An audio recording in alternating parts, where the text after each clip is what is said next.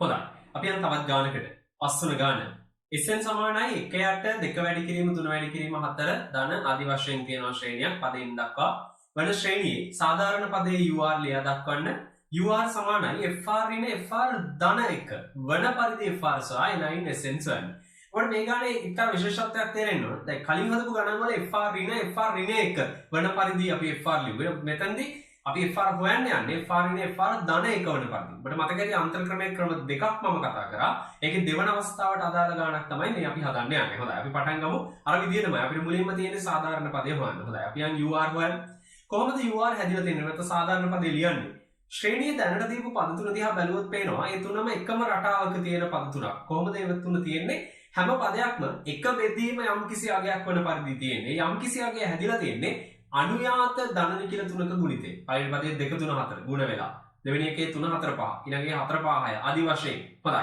එහෙනම් මම මුලින්ම ගන්නවා පළවෙනි පදේ කොහොමද අපිට ලියන්න පුළුවන්. හොඳයි. හොඳට බැලුවොත් පේනවා හැම පදයකම යට කොටසේ පළමු ඉලක්කම පදේ අංකයට වඩා එකක් වැඩි.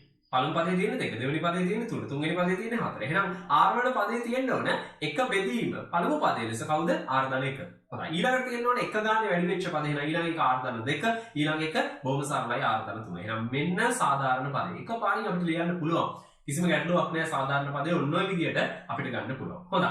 දැන් මේකෙත් අර විදියටම FR හොයන්න විශේෂ ක්‍රමයක් තියෙනවා. අපි කෙලින්ම ලොජික් එකකින්ම පටන් ගමු. තර්කයෙන්ම පටන් ගමු. මේකයි තර්කය. මේකේ යට කොටසේ ඉන්න කට්ටිය ඉන්නේ සමාන්තර ශ්‍රේණියක. ඔව්. එක ගානේ වැඩි වෙවි යන පද තුනක් තමයි ওই යට කොටස තුල තියෙන්නේ. ඒතර මෙතෙන්දි නීතිය මෙච්චරයි. කලින් වගේ ඕකට දෙපැත්තෙන් තියෙන දෙන්න හොයන්නේ නැහැ. දැනට පේන්න තියෙන කෙලවරේම පද දෙක ගන්නවා. කෙලවරේම පද දෙක වෙන්නේ මේ පැත්තෙන් R ධන 3, දකුණු පැත්තෙන් මේ පැත්තෙන් R ධන 1. බොහොම පැහැදිලි. ඒ දෙන්න අඩු කරලා එන ප්‍රකාශනයේ ලවය ලෙස ලියනවා. මම බලන්න මෙන්න මේ විදියට අපිට පේනවද R ධන 3 ඍණ R ධන 1. ඒ කියන්නේ යට හිටපු දෙන්නමයි ගන්නෙ. නැතුව ඒකටත් දෙපැත්තෙන් ඉන්න දෙන්න නෙවෙයි. කලින් වගේ නෙවෙයි. මෙතන විශේෂත්වය අන්න ඒකයි. මේක එක්තරා තර්කයක්. ඒ කියන්නේ එහෙම වුණාම තමයි අර වගේ දෙයක් නිර්මාණය කරන්න පුළුවන්. හොඳයි. දැන් ඔබට පැහැදිලි ඔය කොහොමද කිව්වොත් වැරදි. හේතුව R ධන 3ෙන් R ධන 1ක් අඩු කරාට පස්සේ ලැබෙන්නේ 2යි. හරියටම අගේ 2යි. ඉතින් එහෙම දෙකකින් වැඩි කරා වගේ උතර කරලා තියෙන. එහෙනම් අනිවාර්යෙන්ම ඔක බෙදන්න වෙනවා හරියටම දෙකෙන්. එහෙනම් ඔන්න දැන් හරියටම UR නිවැරදිව අපේ අවසාන වශයෙන් ලියලා තියෙන ස්වරූපය පමණක් වෙනස් කළා. හොඳයි. දැන් මම කරන්නේ ඍණ ලකුණෙන් දෙපසට මේ පද දෙක කඩනවා. එතන මට මෙන්න මෙහෙම ලියන්න පුළුවන්. පළවෙනි එක R ධන 3 බෙදීම දෙවතාවක් R ධන 1 R ධන 2 R ධන 3. ඊළඟ එකේ R ධන 1 බෙදීම දෙවතාවක් R ධන 1 R ධන 2 R ධන 3 ආදී වශයෙන්. ඔබට හොඳට පේනවා පද දෙකේම පළවෙනි එකේ R ධන 3 උඩින් යටින් කැපෙනවා. දෙවෙනි එකේ R ධන 1 උඩින් යටින් කැපෙනවා. එහෙනම් මට මෙන්න මේක අවසාන පිළිතුරු විදිහට හදලා ගන්න පුළුවන්. ඉතින් එක්කෙනෙක් සහ තව එක්කෙනෙක් අතර අන්තරයක් ලෙස UR ලියවිලා තියෙනවා. දැන් අපිට තහවුරු කරගන්න තියෙන්නේ මේ එක්කෙනෙක් FR නම් අනික FR ධන 1 බව විතරයි. හොඳයි අපි බලමු. මම ගන්නවා පළවෙනියා. මම හිතනවා එයා FR කියලා. අපි ගන්නවා නිකන්. අපි දන්නේ නැහැ හරියටම තාම හරියද කියලා. නමුත් ගන්නවා. අරගෙන මම බලනවා මේකට R වෙනුවට R ධන 1. R ඍණ 1 නෙවෙයි. හොඳින් මතක තියාගන්න R ධන 1 ආදේශ කරනවා. හොඳයි ආදේශ කරමු. එතකොට මට ලියන්න පුළුවන් FR ධන 1 එක බෙදීම 2යි R ධන 1 ධන 1 R ධන 1 ධන 2 ආදි වශයෙන්. එතකොට මට මේක සුළු කරලා ගන්න පුළුවන් මෙන්න පිළිතුර හරියටම අනිත් කෙනා තමයි. එහෙනම් ඇත්තටම ඔය ඉන්නේ R ඍණ 1 නෙවෙයි R ධන 1. අන්නේ විදිහේ ප්‍රකාශනයක් මම හදාගෙන තියෙනවා. කවුද FR? හරියටම මෙන්න මේක තමයි FR. හොඳයි. ඔබට මතක ඇති දැන් අර අන්තර් ක්‍රමයේ කැපීගෙන යන රටාව. ඒකේ විදි දෙකක් තියෙනවා. අපි පළවෙනි එකෙන් තමයි මෙච්චර වෙලා ගණන් හැදුවේ. මේ දෙවෙනි අවස්ථාවේ පළවෙනි උදාහරණය. එහෙනම් අන්නේ කොටස ලියවෙන්න ඕනේ. ඔබට මතක ඇති ඒක කැපෙන්නේ අනිත් අතට. එතකොට ඔන්න ඔය විදිහට කැපිලා යන අවසාන පිළිතුරේ ඉන්නේ F1 ඍණ Fn ධන 1. හොඳයි. එහෙනම් මම ආදේශ කරනවා F1 උඩ ඉන්නවා FR එක ආදේශ කරන්න. මෙන්න පිළිතුර n ධන 1 n වෙනුව R වෙනුවට n ධන 1යි දැන් දාන්න. ඒතර බොහොම සැලකිල්ලෙන් ඒක කරන්න පටලවා ගන්න එපා. n නෙවෙයි n ධන 1. බොහොම පැහැදිලි අවසාන උත්තරේ සුළු වෙනවා 12න් 1. ඍණ එක බෙදීම දෙවතාවක් n ධන 2 වතාවක් n ධන 2. බොහොම පැහැදිලි. ඔන්න එහෙනම් මේ ගාන නිර්මාණය වෙච්ච විදිහ. එකම වෙනස මෙතන අර ගානට වඩා කලින් වර්ගයට වඩා එතන FR ඍණ FR ඍණ 1 මෙතන FR ඍණ FR ධන 1. එකමයි මෙතන වෙනසකට සිද්ධ වුණේ. හොඳයි. අපි තවත් ගානකට යමු. අංක 6. SN සමානයි එක බෙදීම එක වතාවක් 3 ධන එක බෙදීම 3 වතාවක් 5 ආදි වශයෙන්. ප්‍රශ්නේ අරකමයි UR සොයන්න FR සොයන්න සහ SN සොයන්න. අපි ගණන් ගමු. UR හැම පදයක්ම හැදිලා තියෙන එකම රටාවට එක බෙදීම කියලා. එතකොට ඒකේ යට ඉන්නවා පද දෙකක්. පද දෙකෙන් පළමු ඉලක්කම දිහා බැලුවොත් 1 3 5. පළමු ඉලක්කම හැම පදයකම යට ඉන්න ඉලක්කම් දෙකෙන් පළමු ඉලක්කම 1 ඊළඟ පදේ 3 ඊළඟ පදේ 5 ඊළඟ පදේ ආදි වශයෙන් යනවා. හොඳයි. ඒතර 1 3 5 සමාන්තර ශ්‍රේණියක්. ඔව් අනිවාර්යයෙන්. සමාන්තර ශ්‍රේණිය එකෙන් පටන් අරන් දෙක ගානේ වැඩි වී යන සමාන්තර ශ්‍රේණිය. අපි දන්නවා සමාන්තර ශ්‍රේණියක සාධාරණ පදයේ හොයන විදිය. කොහොමද? මෙන්න A ධන R නේ 1යි D. ඒතර අප්මාගේ ශ්‍රේණිය වනේ 1 3 5 ආදී වශයෙන් වූ ශ්‍රේණිය. පළමු පද 1යි පොදු අන්තරය අපි හදලා කමු හිතෙන් 2යි. ආදේශ කරමු. මෙන්න උත්තරය 2යි R නේ 1. එහෙනම් මේක තමයි යට කොටසේ පද දෙකෙන් පළමු පදයේ විදියට ඉන්නේ 2යි R නේ 1. ඔබට පැහැදිලි වෙන්න ඕනේ මේක ගන්න හැටි. ඒ කියන්නේ අපි සාධාරණ පදේ හොයන්න යද්දී පද ටික දිහා බලලා ඒකේ තියෙන පොදු රටාවන් අඳුර ගන්නවා. ඒ රටාවන් අපි R දාලා ලියනවා. ඒකට තමයි සමාන්තර ශ්‍රේණි ගුණෝත්තර ශ්‍රේණි වැදගත් වෙන්නේ. පසුවේ ලැබෙන දේවල් පාවිච්චි කරලා අපි ප්‍රකාශනයට ආදේශ කරලා UR හදා ගන්නවා. හොඳයි. ඊළඟට අපි දෙවෙනි ඉලක්කම බලමු 3 5 7. එහෙනම් ඒකත් ඒ විදිහටමයි. සමාන්තර ශ්‍රේණියක්. ඔව් පොදු අන්තරය 2යි. හැබැයි ආරම්භක පදේ 3. ආදේශ කරොත් මෙන්න 3 දාන R න එක වතාවක් 2. සුළු කරොත් 2යි R දාන 1. ඒකත් අපිට ආදේශ කරලා පෙන්නන්න පුළුවන්. එහෙනම් මෙන්න අපේ සාධාරණ පදේ. හොඳයි. පළවෙනි කොටස අවසන්. අපි මේකේ වෙනස බැලුවොත් 2යි R න 1 නම් 2යි R දාන 1ට 2යි. හරියටම දෙකක වෙනසක් තියෙනවා. එහෙනම් මට පුළුවන් මේ පද දෙක දැන් අපි දන්නවා මේකෙන් දෙපස දෙන්න නෙවෙයි ගන්න. මේ දෙන්නමයි ගන්න. කොච්චර තියුණත් දෙකලවරේ දෙන්න ගන්න. ඉතින් මෙතන දෙකයි තියෙන්නේ මේ දෙන්නම ගන්න වෙනවා. ඒ දෙන්න අඩු කරලා උඩින් ලියන්න වෙනවා. ඒතර බොහොම පැහැදිලි උත්තරේ එන්නේ 2යි. අර වෙනස. ඒතර මේ දෙකෙන් මට මේ ප්‍රකාශනය බෙදන්න වෙනවා. හොඳයි. අර විදිහටමයි. එහෙනම් මට වෙන් කරගන්න පුළුවන්. මම සුළු කරලාමයි ලියලා තියෙන්නේ. 2යි R දාන එක එක තැනකින් කැපෙනවා. අනිත් තැනින් 2යි R නේ කැපෙනවා. ආදි වශයෙන් වෙන්න ප්‍රකාශනය. ඊළඟට ගමු. එක්කෙනෙක් FR නම් මම ගන්නවා පළවෙනි FR කියලා. මම දානවා R ට R නේ 1 R දාන 1 මම වෙන R දාන 1 ආදේශ කරලා බැලුවොත් හරියටම සුළු වෙලා ලැබෙන්නේ කාවද?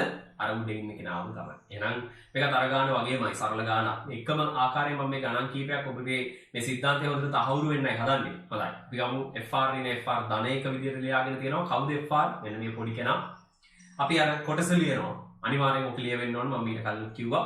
ආදේශ කරොතින් හරියටම වම් පැත්ත තුල ලැබෙන SN U1 ධන U2 ධන පද n ගානක එකතුව SN F1 අරකට එක දාමු. එකයට දෙවතාවක් එක ඍණ එක. ඊට පස්සේ n දාන එක බොහොම පරිස්සම් වෙන්න ඕනේ මම කලිනුත් කිව්වා. R වෙනුවට දාන්න ඕනේ n දාන එක n නෙවෙයි. හොඳයි. සුළු කරලා ගන්න පුළුවන්. උත්තරේ එනවා භාග්‍ය ඍණ එකයට දෙවතාවක් 2යි n දාන එක. ඔන්න අර ශ්‍රේණියේ එකතු විතර. අර ශ්‍රේණියේ පද n ගානක් එකතු කරාම ඔන්න ඔය අවසාන පිළිතුර ලැබෙනවා. ඔබ උත්සාහ කළා බලන්න දැන් අර ශ්‍රේණියේ n ට 3 දාලා උත්තරේ ගන්න. ඒ කියන්නේ පළවෙනි පද 3 එකතු. ඔබට පැහැදිලිව පේන්නත් තියෙනවා ගාන. එකයට 3යි, එකයට 15යි, එකයට 35යි. ඔය ටික එකතු කරලා බලන්න.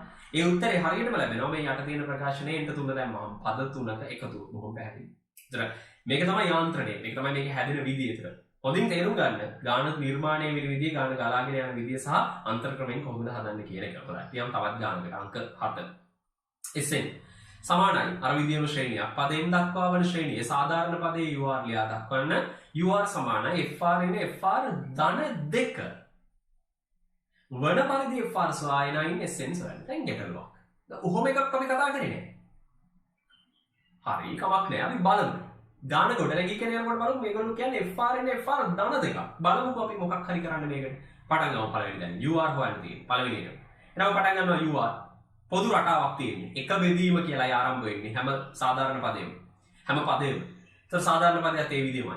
අපි හොඳින් බැලුවොත් අපිට පේනවා ශ්‍රේණියේ හැම පදයකම යට තියෙන ගුණිතයේ තියෙන පද තුනෙන් පළමු ඉලක්කම පදයේ අංකයටම සමානයි. පළමු පදයේ තියෙන 1. දෙවෙනි පදයේ මුල්ම ඉලක්කම 2. තුන්වෙනි පදයේ මුල්ම ඉලක්කම 3. එහෙනම් ඉතින් 4 වෙනි පදයේ මුල්ම ඉලක්කම R වෙන්න ඕන. බොහොම පැහැදිලි. හැම පදයකම යට තියෙන ඉලක්කම් 3 දිහා බැලුවොත් ඔයාලට පේනවා. ඒ ඉලක්කම් 3 අතර අනුයාත දෙකක් අතර වෙනස 2යි. 1 3 5 දෙක ගන්න වැඩි වෙන්නේ. 2 4 6 දෙක ගන්න වැඩි වෙන්නේ. 3 5 7 දෙක ගන්න වැඩි වෙන්නේ. එහෙනම් R ගෙන් පස්සේ ඊළඟට ඉන්න ඕන R ධන 2. ඊළඟට ඉන්න ඕන R ධන 4. බොහොම පැහැදිලි. ඔන්න එහෙනම් අපේ සාධාරණ පදේ. හොඳයි. දැන් මේගොල්ලෝ අපිට කියන්නේ නම් FR නේ FR ධන 2ක් වන පරිදි හදන්න. අපි මේ වෙනකොට එහෙම දෙයක් ගැන කතා කරලා නැහැ. හරි කමක් නැහැ. අපි දැනන් හිටපු ගානේ රටාවට අරගෙන යමු. බලමු කොයි වගේ තැනකින් කෙලවර වෙයිද කියලා. පටන් ගමු. මේකේ මේ පද ටික දිහා බැලුවොතින් අන්තරයේ දෙක ගානේ වෙන සමාන්තර ශ්‍රේණියක පද විදිහට තමයි මේ තුන් දෙනා ඉන්නේ. අතන මෙතන ශ්‍රේණියක් නැහැ. ශ්‍රේණියක හිටියානම් ඉන්න ඕන වගේ පද තුනක් තමයි ගුණ වෙලා ඉන්නේ. හොඳයි. එහෙනම් අපේ තීරණය මොකද්ද? ඕකේ දෙකලවරෙන් ඉන්න දෙන්න ගන්නවා. R සහ R ධන 4. ඒ දෙන්න අඩු කරලා උඩින් ලියනවා. මෙන්න මේ ආකාරයට අපිට ලියන්න පුළුවන්. හොඳයි. අතන මෙතන සුළු නම් ඉන්නේ 4යි. එහෙනම් ඔය නිකන් 4ෙන් වැඩි කරා වගේ. ඒක වෙන්න බෑනේ. 4ෙන් බෙදන්න ඕනේ. එතකොට තමයි ගාන බැලන්ස් වෙන්නේ. හොඳයි. දැන් මම වෙන වෙනම අර දෙන්නව කඩනවා. එතකොට පළවෙනි තැනින් R ධන 4 කැපෙනවා, දෙවෙනි තැනින් R කැපෙනවා. සුළු වෙනම ගන්න පුළුවන්. සුළු කරන්න කලින් පියවර ලියලා තියෙනවා r ධන 4. එතන අපිට කපන්න පුළුවන් ඊළඟ එකේ r කපන්න පුළුවන්. එහෙනම් සුළු කරලා මෙන්න මෙතෙන්ට ගන්න පුළුවන්. බොහොම පැහැදිලි. දැන් මේ දෙන්න මේ වෙනකම් අපි දැක්කේ එක්කෙනෙක් FR වෙනකොට අනිත් එක්කෙනා FR ඍණ 1 හෝ FR ධන 1 විදියට. FR ධන 2 විදියට කවුරුත් දැක්කේ නැහැ. අපි බලමු. මම ගන්නවා පළවෙනිය. ඒක මම FR කියලා නම් කරා කියලා හිතුවා. හොඳයි. දැන් මම මේකේ R ධන 1 දානවා. කලින් පුරුද්දට මම ටිකක් දාලා බලනවා මොකද්ද වෙන්නේ කියලා. අපි දාමු. මෙන්න ප්‍රකාශනයට ආදේශ කරා. සුළු කරොත් ලැබෙන්නේ මේක. ඔබට පේනවා A තියෙන්නේ අතන තියෙන එක නෙවෙයි. අන්න දැක්කද? සමහර ගණන් තියෙනවා. ඒකේ අපිට ඕනුනා කියලා FR ඍණ FR ධන 1 හදන්න බෑ. FR ඍණ FR ඍණ 1 හදන්නත් බෑ. දැක්කද? දැන් අපිට හදන්න ගියා නමුත් නිර්මාණය වුණේ නැහැ. දැන් R ඍණ එකක් ඕනනම් දාලා බලන්න ඒක හැදෙන්නේ නැහැ. එහෙනම් මෙතන ඊට වඩා දෙයක් තියෙනවා. මෙතන අපිට අහන්නේ කරන දෙයක්. ගානට අනුව නම් ඇත්තටම දාන්න ඕන R ට R ධන 1 නෙවෙයි. කීයද? R ධන 2. මම ආදේශ කරනවා R ට R ධන 2. අපි දාලා බලමු. ආදේශ කරොත් මෙන්න ප්‍රකාශනේ හරියටම සුළු වෙලා ලැබෙන්නේ අතනින් මෙහා තමයි. එහෙනම් ඔබට පේනවද සමහර ගණන් මෙන්න මේ විදිහට ගානේ ලක්ෂණයක් ඒක. අපිට තීරණය කරන්න බෑ. අපිට තීරණය කරන්න බෑ මේක ගෙනියන්නේ FR इन FR ධන 1කටද FR इन FR ධන 2කටද FR इन FR ධන 3කටද එහෙමත් යන්න ඕන. ඒක ගාන විසින් තීරණය කරන දෙයක්. අපි විසින් තීරණය කරන දෙයක් නෙවෙයි. හොඳයි. මම ඊළඟට මේක ගන්නවා ඉහළට. UR සමාන FR इन FR ධන 2 වන පරිදි අපිට ප්‍රකාශනය හැදිලා නිර්මාණය වෙලා අවසන්. ඒක කවුද FR කියන්නේ? 1ට 4යි R R ධන 2. तो හොඳින් තේරුම් ගන්න අර කලින් රටාවට වඩා මේක වෙනස්. මොකද එතෙන්දී හැම වෙලාවෙම තිබුණේ FR इन FR ඍණ 1 හෝ FR इन FR ධන 1. නමුත් මෙතන FR ධන 2 විදිහට තමයි නිර්මාණය වෙලා තියෙන්නේ. එතකොට අර කලින් වගේ අර කැපෙන රටාව අන්තර ක්‍රමේ මම ඒකම ගත්තොත් වැරදි. මෙතෙන්දී වෙනම ලියන්න වෙනවා. හොඳයි අපි පටන් ගමු. මම මුලින්ම දානවා R ට 1. U1 සමානයි F1 ඍණ F3. බොහොම පැහැදිලි. ඊළඟට නම් දානවා R2 U2 සමානයි F2 ඍණ F4. මොකද අතෙන්ට දාන්න 2 මුලින් F2 ඊළඟට 2 දාන 2 F4 ආදී වශයෙන් R3 F3 ඍණ F5. දෙකක් හැම වෙලාවෙම වැඩි ඊළඟ කෙනා. හොඳයි. ඊළඟට මම දානවා R ට n ඍණ 2 U n ඍණ 2 සමානයි Fn ඍණ 2 ඍණ Fn. R ට n ඍණ 1 U n ඍණ 1 සමානයි Fn ඍණ 1 ඍණ Fn ධන 2 ධන 1 එකක් දෙකක් වැඩි. ඊළඟ අන්තිමට R ට n UN සමානයි Fn ඍණ Fn ධන 2. බොහොම පැහැදිලි. එහෙනම් මම මේ සියල්ල එකතු කරනවා කලින් වගේමයි. ඒකේ වෙනසක් වෙන්නේ නැහැ. වෙනස එකම දේ අර ප්‍රකාශනයේ ස්වරූපය වෙනස් වෙච්ච එක විතරයි. හොඳයි. දැන් මම මේක සියල්ලම එකතු කරනවා. කොහොමද? වම් පැත්ත එකතු කරොත් U1 U2 U3 U4 ආදී වශයෙන් එකතු වෙන්නේ. ඔබට පේනවා මේකේ කැපෙන විදිය. මම ඒක ගැන යමක් කියලා ඉන්නම්. හොඳින් බලුවොත් පේනවා දකුණු පැත්ත තුලේ කැපීම සිද්ධ වෙන්නේ F3 F3. පේනවද? පේලියක් අත්තරිලා කැපෙන්නේ. පළවෙනි පේලිය F3 කැපෙන්නේ තුන්වෙනි පේලිය F3ත් එක්ක. ඊළාට ඒ වගේම F4 කැපෙන්නේ ඊට යටත් පේලියක් ඇරලා එන කෙනාගේ F4ත් එක්ක. F5 ඒ විදිහමයි Fn ඍණ 1 Fn ඍණ 1 Fn සියල්ල. එහෙනම් මට ලියන්න පුළුවන් වම් පැත්තේ ලැබෙනවා U1 U2 U3 ආදී වශයෙන් පද සියල්ල එකතුව. ඒ තමයි අපි දන්නවා Sn. අපි ඒක ලියමු. දකුණු පැත්ත තුල හොඳින් බලන්න උඩින්ම ලැබෙනවා පද දෙකක් F1යි F2යි. යටින්ම ලැබෙනවා පද දෙකක් ඍණ Fn ධන 1යි ඍණ Fn ධන 2යි. ඔන්න බලන්න. ඒතර දැක්කද මේකෙදී අර අවසාන ප්‍රකාශනයේ ලියුනේ කලින් ඒවායි පද දෙකකින් විතරයි. නමුත් මෙතෙන්දී පද හතරක් ඇවිල්ලා තියෙනවා. ඒ කියන්නේ ඔබට තේරෙන්න ඕන අර කැපීම ගොඩක් පල්ලෙහා පේලියක් එක්ක වෙනකොට ලොකු පද ප්‍රමාණයක් උඩින් ඉතුරු වෙනවා. ඒ වගේම යටිනුත්. ඒතර ඔබට තේරෙනවා මේකේ FR इन FR ධන 3 වගේ අපිට පෙන්වන්න තියුණා. හදිසිය හරි. එහෙමත් එන ගණන් තියෙනවා. එහෙම ආව නම් වැරදිලා හරි එහෙම ගානක ආවනේ. කියන්නේ යම් කිසි විදිහකට ගානකදී එහෙම ආව නම් උඩින් පද 3යි යටින් පද 3යි අන්තිම ප්‍රකාශනයේ පද 6ක් එනවා. තේරෙනවද? එතෙන්දී යට ප්‍රකාශනයේ සංකීර්ණ බව වැඩි වෙනවා. එතන සමහර ශ්‍රේණි මේ විදිහට අරන් යද්දී යට තියෙන ප්‍රකාශනයේ අවසානයේට තව දුරටත් සුළු කරලා තමයි අන්තිම උත්තරයට ගන්න වෙන්නේ. එතන සංකීර්ණතාව යම් කිසි ප්‍රමාණයකට වැඩි වෙනවා. හොඳයි. කොහොම හරි අපි මෙන්න U එකේ ඉඳලා UN ට එකතුව විදිහට ගන්නවා. එතන මේ තමයි Sn ආදේශ කරමු F1 එක දාන්න F2 දෙක දාන්න n දාන 1 n දාන 2 සුළු කරලා ගන්න. මට අවසාන උත්තරේ මේ විදිහට ගන්න පුළුවන්. ඒතර 11 වෙදීම 96 ඍණ ආදි වශයෙන්. ඒතර මේ අන්තිම ප්‍රකාශන දෙකක් මට පොදු හරයක් ගන්න පුළුවන්. ඒ n ගෙන් තියෙන පද දෙකම තනි හරයකට අරගෙන ලවයේ සුළු කරලා තියන්න පුළුවන්. අවශ්‍ය නැහැ ඔය විදිහට දිව්වත් යටටුවක් නැතර. අවසාන ගානේ අහන්නේ මොන විදිහටද? ඒ විදිහට අවසාන පදේ තියලා තියෙනවා. හොඳයි. මීළඟ කොටස යටතේ අපි කතා කරන්න යන්නේ හතරවෙනි කොටස. භින්න භාග භාවිතයෙන් ශ්‍රේණියක එකතුව සෙවීම. හොඳයි. මේකෙදිත් මම මුලින්ම සිද්ධාන්ත කොටස පැහැදිලි කරනවා කොහොමද මේක කරගෙන යන්නේ කියලා. ඊට පස්සේ අපි ගණන් වලට යනවා. මම මුලින්ම ගන්නවා Sn කියලා ශ්‍රේණියක් U1 ධන U2 ධන U3 ආදී වශයෙන් පද n ගානක් සහිත පරිමිත ශ්‍රේණියක්. මේ ශ්‍රේණියේ සාධාරණ පදේ වෙන්නේ UR. මෙන්න මේක. හිතන්න මේ UR කියන කෙනා R කියන කෙනාගේ පරිවේශිතයක් කියන.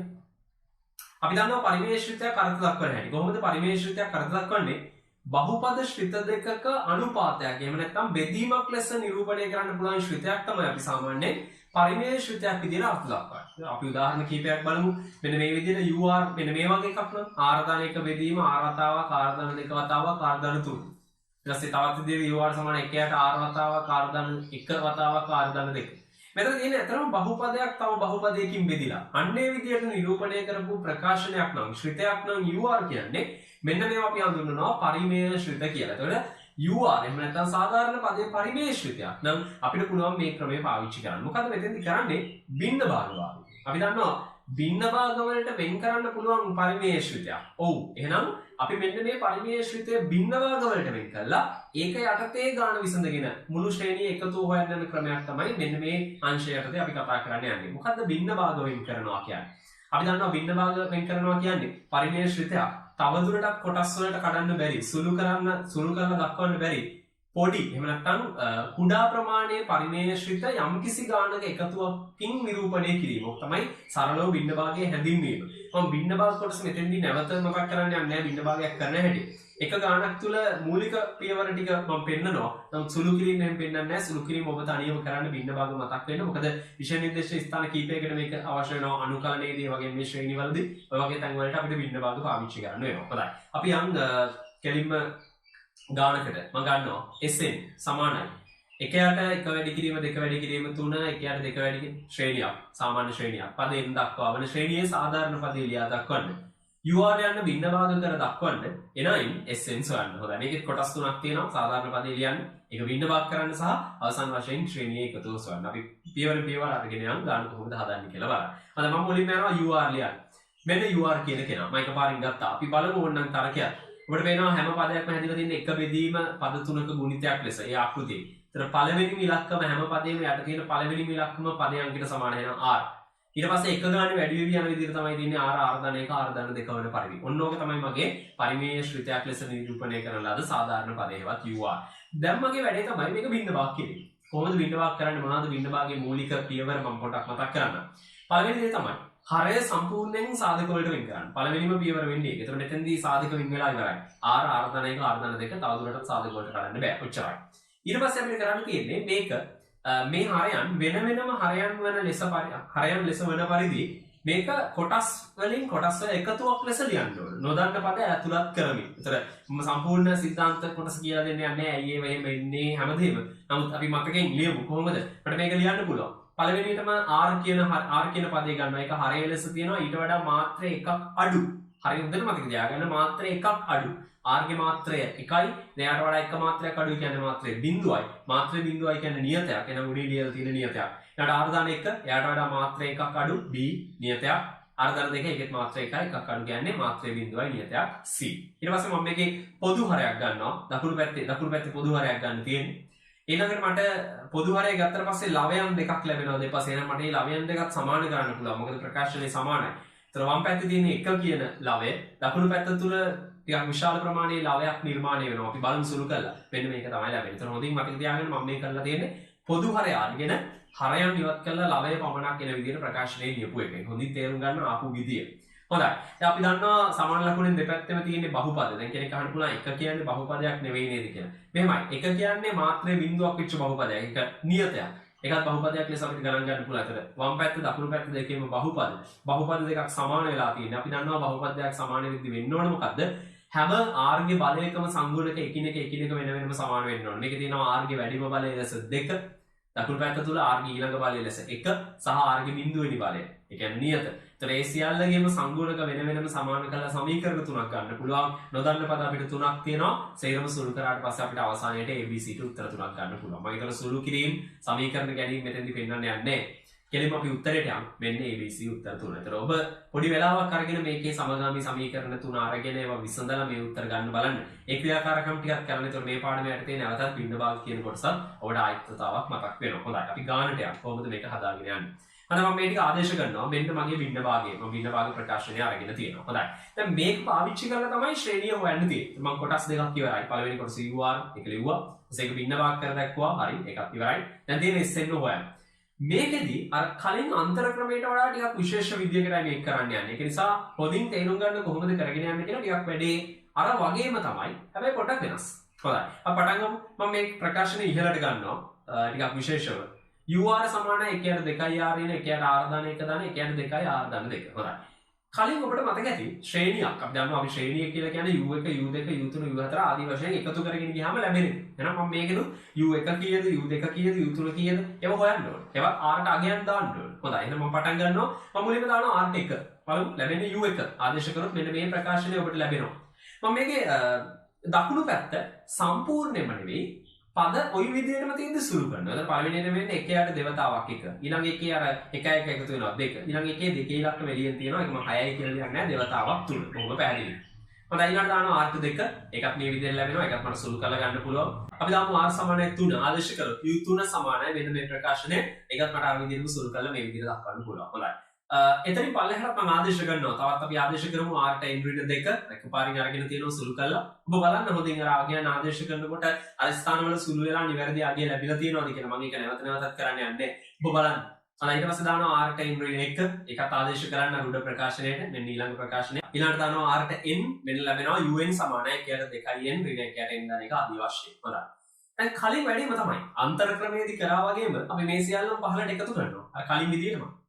ඔව් මෙතන විශේෂත්වය අර තරම් පහසුවෙන් පද කැපෙන හැටි අපිට පේන්නේ නැහැ. අන්න ඒක තමයි මේකේ තියෙන විශේෂත්වය. හොඳයි අපි බලමු කොහොමද මේක පද කැපෙන්නේ කියලා. දැන් බැලුවට මේකේ තියෙන පද දිහා බැලුවොත් මේ පද මෙන්න මෙයාට මෙයා කැපෙනවා කියලා එකපාර අදහසක් යන්නේ නැහැ. අපිට ඒක හොයාගන්න වෙනවා. අන්න ඒකයි භින්න භාග ක්‍රමයේ අන්තර ක්‍රමයට වඩා තියෙන අවශ්‍යය. නමුත් අපි බලමු.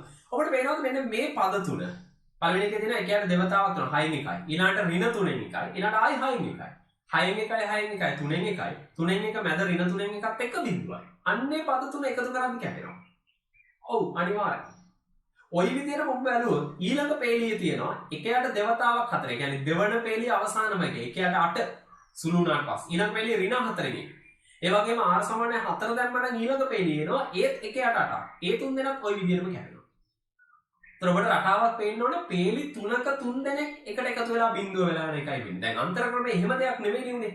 අන්තර ක්‍රමයේ හැම වෙලාවෙම පේලි දෙකක් තුන දෙනෙක් කැපෙනවා අච්චරයි. එතෙන්දි දකින්න පහසුයි. නමුත් මෙතෙන්දි දකින්න අපහසුයි. එතෙන්දි අර FR ඍණ FR දාන එක ලෙස ලියා ගන්න අපහසුයි. මෙතෙන්දි වින්නවාක් කිරීම පහසුයි. දැන් බලන්න දෙකේම වාසි අවාසි දිනනවා. ඔව්. හොඳයි. මේකත් අපිට දිගින් දිගට අපිට මේ විදිහට වෙක් කරන්න පුළුවන් කොටස් කැපිලා යනවා. බලන්න අන්තිමටම එකයට 2යි එන්නේ, එකයට ඍණ 1යට එන්නේ සහ එකයට නැවත 2යි එන්නේ. මේ ටික එකතු කරාම අවසාන වශයෙන් එන්නේ 0යි. ඒතර ඔබ බලන්න ඔන්න ප්‍රකාශනය ලැබිලා තියෙනවා. හොඳයි. ඊළඟට සමාන ලකුණෙන් වම් පැත්තේ සේරම පද ටික එකතු කරාම එනවා U1 සිට UN දක්වා. එකතුව දකුණු පැත්ත තුල ඔබට පේනවා මේ ත්‍රිකෝණාකාර ප්‍රදේශ දෙකෙන් පෙන්වන ටික ඉතුරු වෙනවා. බලන්න උඩින් පද 3ක් යටින් පද 3ක් සියලු පද 6ක් ඉතුරු වෙනවා. ඒතර බලන්න භින්න භාග ක්‍රමයේදී සිද්ධ වෙච්ච තවත් විශේෂත්වයක්. ඔක අන්තර ක්‍රමයේදී ওই විදිහටම උන්නේ නැහැ. එක පේළියකින් පද දෙකක් වගේ ඉතුරු වෙන්නේ නැහැ. එකයි ඉතුරු වෙන්නේ. මෙතෙන්දී එහෙම නැහැ. මෙතෙන්දී ඒ වගේ පද 3 ගානේ පද 6ක් ඉතුරු වෙනවා. මම ඒ ටික යටින් ලිව්වොත් වෙන්න ප්‍රකාශනය. හොඳයි. මට මේ ටික සුළු කරලා ගන්න පුළුවන්. ඉහළට ගන්නවා. භාගයට භාගය කැපෙනවා 4න් 1යි. අර පද දෙකක් සුළු කරන්න පුළුවන්. එකයට 2යි n දාන 1යි ඍණ 1යට n දාන 2යි සුළු වෙනවා. ඒ දෙන්නවත් අපිට පොදු හරයක් අරගෙන ලියන්න පුළුවන් අවසාන වශයෙන් වෙන්න ප්‍රකාශන. ඒක සුළු කිරීම හොඳින් තේරුම් ගන්න කොහොමද කරේ කියලා ඔබ කරලා බලන්න. මෙන්න අවසාන පිළිතුර. ඔන්න භින්න භාග පාවිච්චි කරලා ගානක් නිර්මාණය කරන්න හැකියි. හොඳයි. අපි යමු තවත් ගානකට. 9 වෙනි ගාන. SN සමානයි. පහ බෙදීම එක දන එක වැඩි කිරීම දෙක වැඩි කිරීම තුන ආදී වශයෙන් දීර්ඝ ශ්‍රේණියක් තියෙනවා. අපි බලමු. සාධාරණ පදයේ UR ලියා දක්වන UR භින්න භාග කර SN සමාන. ගානේ ආකෘතිය එකමයි. පටන් ගමු. මුලින්ම ගන්නවා UR. මෙන්න. R දාන 4. දැන් කෙනෙක් අහන්න පුළුවන් එක පාටම කොහොමද ඔබ කරේ? අපි යට කොටස බලමු. 1 2 3 2 3 4 3 4 5. ඒ රටාව ඔබට පැහැදිලි දැන් ගණන් කීපයකම අපි පාවිච්චි කරා R දාන 1 සහ R දාන 2. උඩ ඉලක්කම හිතන්නේ මෙහෙමයි. 5 6 7 8 ආදී වශයෙන් යන්නේ. 5න් පටන් අරන් පොදු අන්තරයේ එක ගානේ වැඩි වෙවි යන ශ්‍රේණිය. ඔබ A වෙනුවට 5ක් D වෙනුවට 1ක් ආදේශ කළා අර A ධන n ඍණ 1යි D A ධන R ඍණ 1යි D සුළු කරලා ගන්න ඔබට ලැබෙන්නේ R ධන 4. මම ඒක සුළු කිරීම එකපාර හිතෙන් ගන්න දාලා තියෙනවා. වඩා හොඳයි කියලා කියන්න පුළුවන් නම් මෙන්න UR කියන ප්‍රකාශනය. එතකොට මෙන්න සාධාරණ පදේ. පරිමේෂ්ඨිතය. ඊළඟට අපිට තියෙන මේක භින්න භාග කරන්න. ඔබට පැහැදිලි හරය සම්පූර්ණයෙන් සාධක වලට කැඩිලා තියෙන්නේ. කලින් වගේමයි. එහෙනම් අපිට කරන්න තියෙන මේ හරයේ තියෙන සාධක තුන වෙන වෙනම අරන් උඩට නියත යොදමින් මේක භින්න භාග ප්‍රකාශනයක් විදිහට ලියන්න. ඒතර මට කලින් වගේම කොහොම ලියන්න පුළුවන්. හොඳයි. ඊට පස්සේ දෙපස්සම පොදු හරයක් ගන්නවා. මේ පැත්තේ R ධන 4 අර පැත්තේ ලොකු ප්‍රකාශනයක් එනවා කලින් වගේම. පස්සේ අපිට පුළුවන් සංගුණක සමාන කරන්න r වර්ගයේ r ගේ සහ r ගේ බිඳුවෙනි බලයවත් නියතේ. සමීකරණ තුනක් ලැබෙනවා. නොදන්න පද තුනයි අනිවාර්යෙන් විසඳන්න පුළුවන්. ABC ට මෙන්න මේ පිළිතුරු තුන ලැබෙනවා. හොඳින් තේරුම් ගන්න මේ ලැබෙන පිළිතුරු මම සුළු කරලා පෙන්නලා නැහැ. තමාරයි අරන් තියෙන්නේ. ඔබ සුළු කිරීම කරන්න. එතකොට ඔබට වඩා පැහැදිලි වෙයි මේ පිළිතුරු කොහොමද නිර්මාණය වුනේ කියන එක ගැන. හොඳයි. මම ගන්නවා මේ ඉහළට මෙන්න බින්න භාග ප්‍රකාශනය. කලින් වැඩේම කරන්න වෙනවා. බලමු. මම ඉහළට ගන්නවා ur සමානයි 2 බෙදීම r ඍණ 3 බෙදීම r ධන 1 ධන 1යට r ධන 2. හොඳයි. අර වගේම අපි ආදේශ කරමු r ට 1 u 1 සමානයි. මම එකපාර සුළු කරලා තියෙනවා. ඔබ බලන්න. 2යට 1 ඍණ 3යට 2 ධන 1යට 3. හොඳයි. r ට 2 u 2 1යට 2 ඍණ 3යට 3 ධන 1යට 4. දැන් ඔබට පේනවා මේ 2යට 2 සුළු වෙනවා. 1යි ඍණ 3යට 3 ඍණ 1යි. නමුත් මම සුළු කරන්නේ නැහැ. මොකද අර කැපෙන විදිය පේන්නේ ওই විදිහට තියුණා. එතකොට තමයි අපිට බලා ගන්න පුළුවන් කොහොමද කැපෙන්නේ කියලා. නැත්නම් රටාව අඳුර ගන්න අමාරුයි. ඒක නිසා තමයි මම මේව සුළු නොකර ඒ ආකෘතියෙන්ම තියන්න උපරිම උත්සාහ කරන්නේ. හොඳයි. ඊපස්සේ r ට 3 මේ විදිහට rn ඍණ 1 rn ඍණ 2 n ඍණ 1 අවසාන වශයෙන් r ට n ලැබිලා තියෙනවා un සමානයි 2යට n ආදී වශයෙන් වූ ප්‍රකාශනය. හොඳයි. දැන් මම මේ ටික එකතු කරනවා කලින් වගේම වම් පැත්ත තුල එකතු නොවතින් u1 u2 u3 ආදී වශයෙන් un වෙනකන් එකතුව ලැබෙනවා. ඒ විදිහට දකුණු පැත්තේ අර කැපීම අර විදිහටම සිද්ධ වෙනවා. ඔබ බලන්න 3න් 1 ඍණ 3 බෙදීම 3 සහ 2 බෙදීම 3. 3න් 1යි 2 බෙදීම 3 එකතු වුනහම 1යි. හරියටම මැද තියෙන ඍණ 3 බෙදීම 3 ඒ කියන්නේ ඍණ 1යි කැපිලා යනවා බිඳුවයි. ඒතර අන්නේ පද තුන අර විදිහටම කැපෙනවා. දැන් හොඳින් තේරුම් ගන්න කෙනෙක්ට අදහසක් යන්න පුළුවන් හැම වෙලාවෙම මෙහෙම පද තුනක් ලැබිලා ඒ තුනේ පිළිවෙලට මෙහෙම කැපෙනවා කියලා නෑ. අපිට ওই රටාව හොයාගන්න වෙනවා. අපිට මේ දිගින් දිගට මේ රටාව පහළට යන රටාව හොයාගන්න අනිවාර්යෙන් සිද්ධ වෙනවා. ඒක තමයි බින්න භාගයකදී තියෙන ගැටලුව. මේ රටාව අඳුරා ගැනීම. බින්න භාග කිරීම පහසුයි. ඒකට යාන්ත්‍රික ක්‍රමයක් තියෙනවා. නමුත් කැපෙන රටාව අඳුර ගැනීම තමයි බින්න භාග භාවිතයෙන් ගානක් විසඳනකොට තියෙන අමාරුම වැඩේ. හොඳයි. ඔය විදිහට ඊළඟ පේළියේ අනාදි වශයෙන් දිගින් දිගට කැපෙනවා. හොඳයි. අපි බලමු n පද අවසාන වශයෙන් අන්තිමට ඔබ බලන්න 1යට n ඍණ 3යට n සහ 2යට n සියල්ලම කැපිලා යනවා බිඳුවයි. ඒතර උඩින් අර වගේම පද තුනක් යටින් අර වගේම පද තුනක් ඉතුරු වෙනවා. වම් පැත්ත එකතු කරොත් u1 දාන u2 දාන un වෙනකන් පද n ගානක එකතුව දකුණු පැත්ත තුල උඩ කොටස සහ යට කොටසෙන් පද 6ක් මෙන්න මේ විදිහට ලැබෙනවා. හොඳයි. අපිට මේක ඉහළට ගන්න පුළුවන් වෙන ප්‍රකාශනයේ සුළු කරමු. මෙතන එනවා 2 1 3යි 3 අර 2 6න් 3ක් ගියහම 3 බෙදීම 2ක් ඊළඟ කොටසෙන් සුළු වුණාට පස්සේ මේ වගේ ප්‍රකාශනයක් ඔබ සුළු කිරීම බලන්න අවසානයේදී මේ උත්තරේ ලැබෙනවා. මෙන්න අවසාන ප්‍රකාශනයේ විදිහට ලැබෙන පිළිතුර. හොඳින් තේරුම් ගන්න මේ අගයන් වල ස්වභාවය මේක ලැබිච්ච විදිය බින්න භාග කරා බින්න භාග ප්‍රකාශනය අරගෙන අර විදියට මාර්ක් 1 2 3 4 ආදී වශයෙන් ආදේශ කළා අවසාන වශයෙන් එකතු කරලා ගත්තා ප්‍රකාශනය ලැබෙනවා. හොඳයි. අපි යන් තවත් එක ගානකට.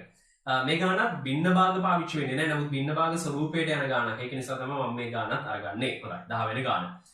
කැපිටල් A වතාවක් r ධන 2 ධන B වතාවක් r ධන 1 සමානයි 2r ධන 5 වන පරිදි AB නියත සොයන්න. SN සමානයි මෙන්න මේ ශ්‍රේණියක් දීලා තියෙනවා. වෙන ශ්‍රේණියේ සාධාරණ පදේ UR ලියා දක්වන්න. UR සමානයි FR න් FR ධන 1 වන පරිදි FR සොයන්න. එනයින් SN සොයන්න. හොඳයි. අපි පටන් ගමු ගාන. මුලින්ම මම ගන්නවා අර ප්‍රකාශනය. අපිට කියනවා ප්‍රකාශනයක් දීලා වෙන පරිදි AB නියත සොයන්න. එතන AB කියන්නේ නියත දෙකක්. පේනවා ප්‍රකාශනයේ ඉන්න තැන දෙපැත්තම තියෙන බහුපද දෙකක්. ඒ දෙක සමාන වෙලා තියෙනවා. AB කියන නියත දෙක සමාන වෙන පරිදි හොයන්න තියෙනවා. අර වගේමයි අපිට තියෙන්නේ සංගුණක සමාන කරන්න. බින්න භාගවලදීත් අපි කරන්නේ ඔකම තමයි. ඒතර අපිට පුළුවන් r ගේ පළවෙනි බලයේ සංගුණක සමාන කරන්න. මෙතනින් එනවා a පදයක් ඊළඟින් b පදයක්. අර පැත්තේ r ගේ පළවෙනි බලයේ සංගුණකය 2යි. ඒ වගේම r ගේ බිඳුවෙනි බලයේ සංගුණකය 2යි a දාන b සමානයි අර පැත්තේ 5යි. හොඳයි. මේ දෙක සුළු කරන්න මම සුළු කිරීම කරන්නේ නැහැ. බොහොම සරලයි. එකෙන් එකක් අඩු කරන්න. එතකොට මට ලැබෙනවා a කියන්නේ 3යි හරියටම b කියන්නේ ඍණ 1යි. මෙන්න a කියන්නේ 2. හොඳයි. අපි ආදේශ කරොතින් අර ප්‍රකාශනයට අපිට පෙන්වන්න පුළුවන් මෙන්න මේ විදිහට. 3 වතාවක් r දාන 2 ඍණ r දාන 1 සමානයි 2යි r දාන 5. ඒක ගානේ එක්තරා විශේෂ කොටසක් අමතරව කරන්න කියපු වැඩක්. දැන් තමයි ශ්‍රේණි ගාන පටන් ගන්නෙ. අපිට අර විදිහටම හදාගෙන යන්න තියෙනවා. ඒතර හොඳින් තේරුම් ගන්න මේක අන්තර ක්‍රමයෙන් හදන ගානක්. අර fr න් fr දාන 1යි කරන්න තියෙන බින්න භාග භාවිතයෙන් නෙවෙයි. හොඳයි. පටන් ගමු. මුලින්ම තියෙනවා ශ්‍රේණියේ සාධාරණ පදය හොයන්න. කොහොමද UR? අපි දන්නවා UR හැදිලා තියෙන්නේ පද කීපයක් බෙදිලා. පදයක් තව පද කීපකින් බෙදිලා. එහෙමයි මේ ශ්‍රේණිය හැදිලා තියෙන්නේ. හොඳයි අපිට රටාව අල්ල ගන්න වෙනවා මේකේ සාධාරණ පදේ ලියන්න. අපිට මේ ශ්‍රේණියේ හැම පදයකම උඩ කොටස දිහා බැලුවොත් පේනවා. ඒක තියෙන්නේ 7 9 11. මේක රටාව. 7න් පටන් ගන්න දෙක ගානේ වැඩි වෙන ශ්‍රේණියක් තමයි උඩ පදේ විදියට තියෙන්නේ. එහෙනම් මට ලියන්න පුළුවන්. ශ්‍රේණියක සමාන්තර ශ්‍රේණියක සාධාරණ පදේ හොයන්නේ මේ සූත්‍රය. ඒතර අපිට තියෙන ශ්‍රේණිය තමයි 7 9 11. 7 9 11 ආරම්භක පදය 7යි පොදු අන්තරය 2යි 7 ඉඳන් 9ට 2යි 9 ඉඳන් 11ට 2යි ආදී වශයෙන් ඒතර ආදේශ කරොත් මෙන්න උත්තරේ 2 r ධන 5යි. ඔබ සුළු කරලා බලන්න හරියටම ලැබෙනවා 2 r ධන 5. එහෙනම් ඒක තමයි සාධාරණ පදයේ ඉහළ පදයේ විදිහට. දැන් අපිට තේරෙන්න ඕන ගානේ ආරම්භයේත් ওই 2 r ධන 5 සම්බන්ධ දෙයක් අපිට සාධනය කරන්න දුන්නා. ඔව් මේ දේවල් දෙන්නේ ඔන්න ඕක නිසා. ගානට සම්බන්ධ දේවල් තමයි මේ විටින් විට ගානේ විවිධාකාර තැන්වල අපෙන් අහන්නේ. හොඳයි. යට කොටස දිහා බලනවා. යට කොටස පද 3ක් තියෙනවා හැම පදයකම. ඔබ හොඳින් බැලුවොත් පෙනෙයි යට තියෙන ඉලක්කම් තුනෙන් පළවෙනි ඉලක්කම හැම පදේම ඒකේ තියෙන 3 බලයක්. පළවෙනි පදේ තියෙන 3, දෙවෙනි පදේ තියෙන 3 වර්ගය, තුන්වෙනි පදේ තියෙන 3 ඝනය, හතරවෙනි පදේ නම් 3 හතරවෙනි බලය. ඒ කියන්නේ පදේ අංකය බලයක් ලෙස පවතින 3 බලයක් තමයි පළමු පදේ ලෙස ඉන්නේ යට කොටසේ. එහෙනම් අනිවාර්යයෙන් මට ලියන්න පුළුවන් නේද ඔය ඉන්නේ 3 r1 බලය කියලා. ඔව්. එකයි නම් 3 පළවෙනි බලය 3යි.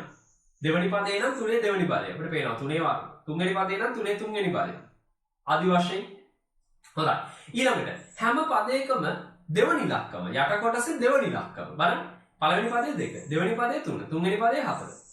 දෙකෙන් පටන් අරන් එක ගානේ වැඩි වී යන ශ්‍රේණිය. ඒ කියන්නේ පදයේ අංකයට වඩා එකක් වැඩි. ඒ කියන්නේ r ධන 1. බොහොම පැහැදිලි. මොකද පළවෙනි පදේදී ඔතන ඉන්න ඕන 2. දෙවෙනි පදේදී ඉන්න ඕන 3, තුන්වෙනි පදේදී 4. අන්තිම ඉලක්කම ඒ මැද තියෙන ඉලක්කයට වඩා එකක් වැඩි. එහෙනම් r ධන 1කට වඩා එකක් එකතු කරාම r ධන 2යි. නම් බොහොම පැහැදිලි මෙන්න ශ්‍රේණියේ සාධාරණ පදේ. හොඳයි. අපිට සාධාරණ පදේ හොයන්න දිනුන ඔන්න සාධාරණ පදයක් හොයලා තියෙනවා. හොඳයි. අපි යම් ගාන අරගෙන ඉස්සරහට. මොකක්ද? දැන් අපිට මේක හොයන්නලු fr දින fr ධනයක වන පරිදි fr කිවි. දැන් කලින් අපි ওই වගේ තැනක් ආවහම අර r ධන 1යි r ධන 2යි දිහා බලලා ඒ දෙන්න මාරු කරලා උඩින් අඩු කරලා ලියන නේද? එක්තරා තර්කයක් යටතේ වැඩක් කරා. නමුත් මෙතන එහෙම බෑ. මොකද අර 3 r වෙනි බලයක් ඉන්නවා. උඩ ඉන්නවා 2යි r ධන 5ක්. අපි ඒවත් එක්ක වැඩ කරන විදිය දන්නේ. නමුත් අපිට පොඩි ඉංගියක් දීලා තියෙනවා ගාන පටන් ගන්න. මොකද්ද? 2යි r ධන 5 එක්තරා විදියකට ලියවිච්ච ප්‍රකාශනයක් අපි සාධනය කරන්නේ. ඉතින් ඇයි අපිට බැරි මේ ඉන්න 2යි r ධන 5 කියන ප්‍රකාශනයට ඒක ආදේශ කරන්න? මොකද අපි හදාගත්තේ 3යි r ධන 2 රින r ධන 1. ඔබට මතක ඇති. අර පළවෙනි කොටසේ AB හොයන්න කිව්වේ අපිට. අපි හොයලා ඔන්න හදාගත්ත ප්‍රකාශනය. හොඳයි. මම දැන් මේකේ රින ලකුණෙන් කැලි දෙකකට කඩනවා. ඉතින් පළවෙනි පදේ අපිට පේනවාද r ධන 2ක් කැපෙනවා. ඒ වගේම 3 ඉලක්කමකුත් කැපෙනවා. ඒ උඩ 3ක් ඉන්නවා යට 3 r වෙනි බලයක් ඉන්නවා. ඒ වගේම ඊළඟ එකෙන් r ධන 1ක් කැපෙනවා. ඒතර සුළු කරලම ගන්න පුළුවන් මෙන්න ප්‍රකාශනය. දැන් අපිට පේනවාද ur ඇවිල්ලා තියෙනවා පදයක් ඍණ තවත් පදයක් වන පරිදි. දැන් අපි දන්නේ ඔය ඉන්නේ එක්කෙනෙක් fr අනිත් එක්කෙනා fr ධන 1ද කියලා. අවක් නැහැ. යම් කිසි විදියකට ඇවිල්ලා තියෙනවා. හොඳයි. එහෙනම් අපිට යන්න තියෙන්නේ ඔක හරියටම fr සහ fr ධන 1ද කියන එක බලන්න චෙක් කරන්න. හොඳයි. මම ගන්නවා මේකේ පළවෙනි පදේ. අපි ඒක fr කියලා ගමු. මම මේකේ r වෙනුවට දානවා r ධන 1 ආදේශ කරනවා. හොඳයි. අපි ආදේශ කරමු fr ධන 1 හරියටම r වෙනුවට r ධන 1 දාන්න r ඉන්න තැනට සුළු කරලා ගන්න. හරියටම ලැබෙනවා අතන තිබිච්ච ප්‍රකාශනය. ඒකයට 3යි r r ධන 2. එහෙනම් ඇත්තටම අපි මේ හොයලා තියෙන ur සමාන fr න් fr ධන 1 වන පරිදි වූ ප්‍රකාශනයක්. මෙන්න fr කියන කෙනා පැත්තකින් ඉන්නවා. එහෙනම් මට ආදේශ කරන්න පුළුවන් අර අපේ කොටස අපිට මතක ඇති r ට 1 2 3 4 ආදී වශයෙන් ආදේශ කරලා අන්තර ක්‍රමයේ යටතේ හදාගත්ත අර සිද්ධාන්ත කොටස. අනිවාර්යෙන් ලියවෙන්න ඕන. ලියලා තියෙනවා. මෙන්න අවසාන උත්තරෙත් ඇවිල්ලා තියෙනවා. එහෙනම් වම් පැත්ත තුල ශ්‍රේණිය හැදිලා තියෙනවා. දකුණු පැත්ත තුල උත්තරය හැදිලා තියෙනවා. අපි බලමු. එහෙනම් මේ තියෙන SN අපිට අවශ්‍ය කෙනා අර ශ්‍රේණියේ පදයෙන් ගානක එකතුව F1 අතෙන්ට එක ආදේශ කරන්න. මෙන්න n ධන 1 හොඳින් මතක තියාගන්න r වෙනුවට n ධන 1 ආදේශ කරන්න ඕන. ආදේශ කරලා තියෙනවා. මට සුළු කරලා ගන්න පුළුවන් අවසාන පිළිතුර මේ විදිහට ලැබෙනවා. බොහොම පැහැදිලි. එහෙනම් ඔන්න අන්තර් ක්‍රමය පාවිච්චි කරලා එක ගානක් නිර්මාණය කරා. නමුත් එතෙන්දී අන්තර් ක්‍රමය ටිකක් විශේෂ විදිහටයි පාවිච්චි වුණේ. අර ඉස්සෙල්ලා කතා කරපු දේවල් වලට වඩා ටිකක් වෙනස් ස්වරූපකින් තමයි අන්තර් ක්‍රමය පාවිච්චි වුනේ. හොඳයි. අපි යන් ඊළඟ කොටසට. ඊළඟ කොටසට කතා කරන්නේ ගණිතඥ මූලධර්මයේ භාවිතයෙන් ශ්‍රේණියක එකතුව සෙවීම කියන කොටස ගැන. නමුත් මෙන්න මේ කොටස ගැන මම මේ වීඩියෝ එකේ යටතේ සම්පූර්ණයෙන්ම සාකච්ඡා කරන්න යන්නේ නැහැ. හේතුව මේ ගණිතඥ මූලධර්මයේ භාවිතයෙන් ශ්‍රේණියක එකතුව සෙවීම සහ අතන ගොස් ගණිතඥ මූලධර්මය ගැන වෙනම වීඩියෝ දෙකක් කරලා තියෙනවා. මෙන්න මේ වීඩියෝ දෙක මගේ channel එකට ගිහින් අනිවාර්යෙන් මේ දෙක බැලුවේ නැති කෙනෙක් ඉන්නවා නම් බලන්න. ඒ දෙක තුලින් ඔබට පුළුවන් යම්කිසි දැනුමක් ගන්න ගණිතඥ මූලධර්මයේ පාවිච්චි කරලා කොහොමද ශ්‍රේණියක එකතුව හොයන්නේ කියන එක ගැන. අතරම ඒක ගැන පොඩි අදහසක් කිව්වොත් ගණිතඥ මූලධර්මය කියන්නේ එක්තරා සාධන ක්‍රමයක්. ඒ ක්‍රමයේදී අපි කරන්නේ දෙන ලද ප්‍රතිඵලයක් නිවැරදි බව ඔප්පු කිරීම, සාධනය කිරීම. එතන ශ්‍රේණියක් දීලා ඒකේ එකතුව මුලින් ඉඳලම හොයන්න කියලා අපිට දෙන්න බෑ ගණිතඥ යටතේ. ඒකෙදි වෙන්නේ අවසාන පිළිතුරක් දීලා ඒක හරි බව ඔප්පු කිරීම වගේ දෙයක් තමයි ගණිතඥ මූලධර්මය යටතේ සිද්ධ වෙන්නේ. ඒක නිසා ඒ වීඩියෝ දෙක අනිවාර්යෙන් බලන්න. ඒක තුල සම්පූර්ණයෙන්ම මේ සිද්ධාන්තය ගලාගෙන යන හැටි ඒ වගේමයි. ඒක යටතේ විවිධාකාර ගණන් හදන හැටි, ශ්‍රේණි විතරක් නෙවෙයි ගණිතඥයෝ භාවිතා කරලා වෙනත් ගණන් නිර්මාණය කරන හැටි පවා මම ඒක තුල පැහැදිලි කරලා තියෙනවා. ඒ නිසා අනිවාර්යෙන් මේ වීඩියෝ දෙක බලන්න. මේක ලින්ක් එක පල්ලෙහා ඩිස්ක්‍රිප්ෂන් එකේ දාලා තියෙනවා. හොඳයි. අපි යමු මේකේ අවසාන කොටසට. මොකද්ද? ශ්‍රේණියක අභිසාරීතාව කියන කොටසට. හොඳයි. මේ අපි ශ්‍රේණි පාඩම කොටස් 6කට බෙදුවා. මේ තමයි 6 වෙනි කොටස, අවසාන කොටස. මේක තුල තමයි අපරිමිත ශ්‍රේණි කියන අංශය ගැන කතා කරන්න යන්නේ. මොකද අපි මේ වෙනකන් කතා කරේ පරිමිත ශ්‍රේණි කියන කොටස් ගැන. දැන් තමයි අපරිමිත ශ්‍රේණි පැත්තට යන්නේ. හොඳයි. අපි ආරම්භ කරමු. මම ගන්නවා ශ්‍රේණියක්. මේක තියෙනවා Sn පද n ගානක එකතුව. u1 u2 ආදී වශයෙන් un පද n ගානක්. ඒ කියන්නේ පරිමිත ශ්‍රේණියක්. ඔව්. මේක පරිමිත ශ්‍රේණියක්. බොහොම පැහැදිලි. හිතන්න මම මේ ශ්‍රේණියම අනන්තය දක්වාම එකතු කරලා ගන්නවා කියන්නේ u1 දාන u2 දාන u3 දාන ආදී වශයෙන් අනන්තය දක්වාම පද ටික තියෙනවා. එතන ඇත්තටම බැලුවොත් මේක පරිමිත ශ්‍රේණියක් නෙමෙයි මේක අපරිමිත ශ්‍රේණියක්. අපි මුලදිම කිව්වා වර්ග දෙකයි ශ්‍රේණි. පද ගාන නිශ්චිතයි නම් පරිමිතයි නම් පරිමිත ශ්‍රේණියක්. පද ගාන අපරිමිතයක් දක්වා අනන්තය දක්වා වැඩි වෙනවා නම් ඒක තමයි අපරිමිත ශ්‍රේණියක්. හොඳයි දැන් මෙන්න මේ අපරිමිත ශ්‍රේණිය ගැන තමයි අපි මේක යටතේ කතා කරන්නේ. ඒක යටතේම තමයි අභිසාරිතාව කියන එකකේම අභිසාරිතාව කියන කොටස විශේෂ ලක්ෂණය මතුවෙන්නේ. හොඳයි. දැන් අපරිමිත ශ්‍රේණියක් අපි ගත්තොත් අපිට හිතන්න දේවල් තියෙනවා. පරිමිත ශ්‍රේණියක නම් පද n ගානකට උත්තරයක් හෙව්වා. Sn n මත ඒක වෙනස් වුණා. පද 100ක එකතුව, 101ක එකතුව, පද 300ක එකතුව ආදී වශයෙන්. නමුත් පද අනන්තයක එකතුව. එහෙම n සමග විචරණය වෙන දෙයක් නෙවෙයි. මේක මොකක් හරි උත්තරයක් වෙන්න ඕනේ අවසාන වශයෙන්. අපි දන්නේ නැහැ කීයද කියලා නමුත් අවසාන වශයෙන් උත්තරයක්. කෙනෙක්ට නිකන් හිතෙන්න පුළුවන් පද අනන්ත ගානක් එකතු කරනවා නම් ඕකේ උත්තරේ අතිවිශාල උත්තරයක් වෙන්න ඕනේ කියලා. වෙන්නත් පුළුවන්. හැබැයි නොවෙන්නත් පුළුවන්. ඒකට අපිට තාම තර්කයක් නැහැ. අපි බලමු උත්සාහ කරලා. එහෙම මොකක් හරි අදහසක් තියනවාද කියලාවත් බලන්න. හොඳයි මම උදාහරණයකට යනවා. හැමදේම උදාහරණ ගන්න කියලා කොහොම පැහැදිලි අපිට ඒකට ඒකෙන් අපිට තේරෙන මට්ටම වැඩි වෙනවා. ඒක නිසා. හොඳයි මෙන්න ශ්‍රේණියක් 1 දාන 2 දාන 3 දාන 4 දාන ආදී වශයෙන් අපි දන්නවා මේ තියෙන සිග්මා rp ආකාරයේ ශ්‍රේණිය. p එක වෙච්ච මූලිකම ශ්‍රේණියක් අපි කතා කරමු. මේකේ පද n ගානක එකතු හොයන හැටි අපි දන්නවා. n බෙදීම දෙක වතාවක් n දාන 1. නමුත් දැන් තියෙන්නේ අනන්තයක් වෙනකන් එකතු. අපි නිකන් එකතු කරගෙන යමු. 1 දාන 2 3යි. 3 දාන 3 6යි. 6යි 4යි 10යි 10යි 5යි 15යි 15යි 21 ආදී වශයෙන් යනවා. n මොකද වෙන්නේ? අගේ වැඩි වෙනවා. එතන අනන්ත හරියට යනකොට මොන වගේ උත්තරයක් ලැබෙන්නේ? නිශ්චිත නැහැ. n තාමත් වැඩි වෙනවා. කොහෙට වෙනකම් වැඩි වෙනවද? n වැඩි වෙනවා කියන්නේ අපි දන්නවා කොහෙට වෙනකම් වැඩි වෙනවා කියලා ගණිතය තුල කියන්න පුළුවන්ද? අනන්තය දක්වා වැඩි වෙනවා කියලා කියන්න පුළුවන්. අනන්තය කියන්නේ නිශ්චිත අගයක් නෙවෙයි. ඒක ඇත්තටම සීමාවක්, මායිමක්. හැබැයි මෙන්න මෙතනයි මායිම කියලා පෙන්නන්න පුළුවන් තරක් නෙවෙයි. ඒකෙන් වෙන්නේ දිගින් දිගට විශාල වෙන සංඛ්‍යාවක් නියෝජනය කරන්න තමයි අනන්තය කියන සංකේතය අපි පාවිච්චි කරන්නේ. ඒක හොඳින් තේරුම් ගන්න ගණිතයේ තියෙන සංකල්ප එහෙම නැත්නම් සංකේතවල තියෙන අදහස්. හොඳයි. එහෙනම් මට මේක ලියන්න පුළුවන් උත්තරය අනන්තයයි. ධන අනන්තය අතරම කිව්වොත් ධන සංඛ්‍යාවක් නිසා ඔව්. අපි දන්නවා ඍණ අනන්තිකුත් තියෙනවා නමුත් මෙතෙන්දී ඒක එන්නේ නැහැ. හොඳයි. අපි තවත් එකක් ගමු. 1 ධන 2 ධන 4 ධන 8 ධන මේ ගුණෝත්තර ශ්‍රේණියක්. හොඳින් බලන්න.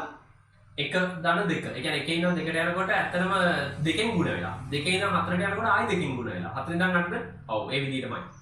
එහෙනම් මේකේ දිගින් දිගට 2කින් ගුණ වෙනවා කියන්නේ මේක ගුණෝත්තර ශ්‍රේණියක්. ඒත් ඔයාලට මේනවා අවසානයට යනකොට අගයන් එකතු වෙවි යනකොට උත්තරේ අතිවිශාල සංඛ්‍යාවක් හෙවත් අනන්තයක්. බොහොම පැහැදිලි.